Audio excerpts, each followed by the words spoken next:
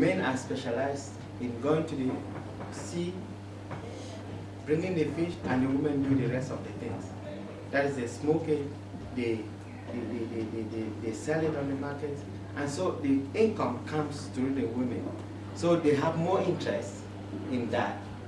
And they are much more available and teachable. Not bring flowers to the women. Yeah, I'm not sure about that.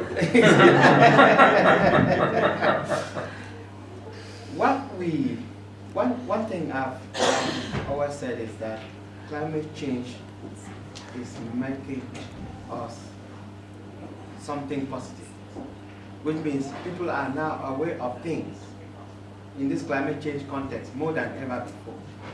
It is because they feel it the most.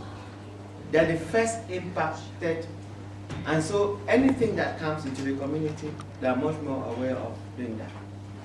And I know if you wanted to ask, because our society, sometimes the men are the ones who have the upper say, the upper hand in these things.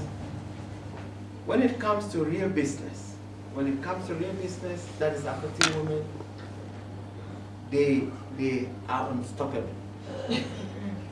And this is what is happening in those communities. For the choice of being in a cartel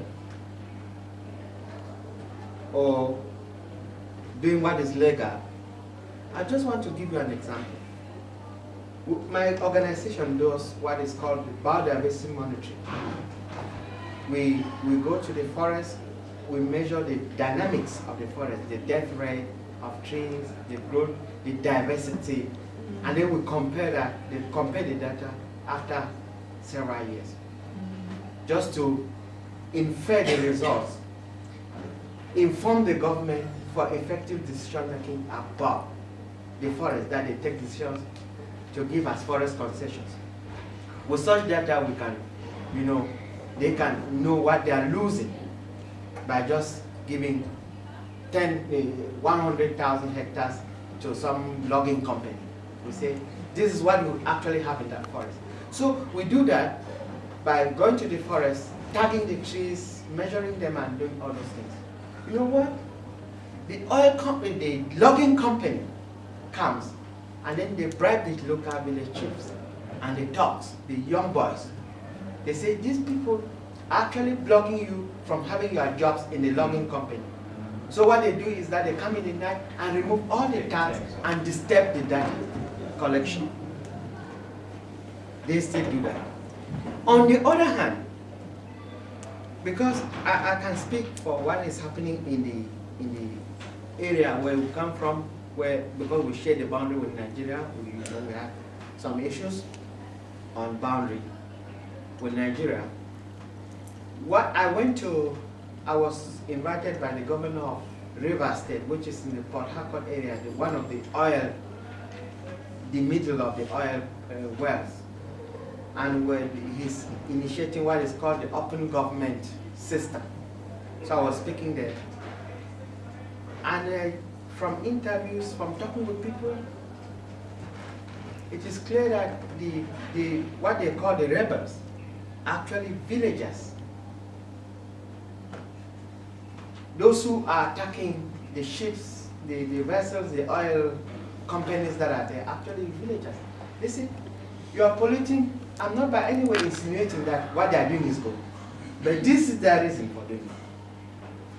You come, you pollute our area because there are places that you can't have drinking water because oil spill is all over. We can't work on the farms because they are all bad. We don't work in that oil company because you say we're not educated enough to work there. So what they do is they do hijack. When they hijack and ask for a ransom, they get the money, they share it with the village, and the village is supporting. So they can never leak their secret. So those are some of the pros and cons of these people. I repeat, I'm not by any way insinuating that hijacking or whatsoever is good. But these are the consequences. These companies are also paying for their impunity in one way or the other. So those are the dynamics that are happening in our countries. And we cannot even develop from this so-called investment, which is not taking into consideration the wishes and the rights of the poor people that live around the resources.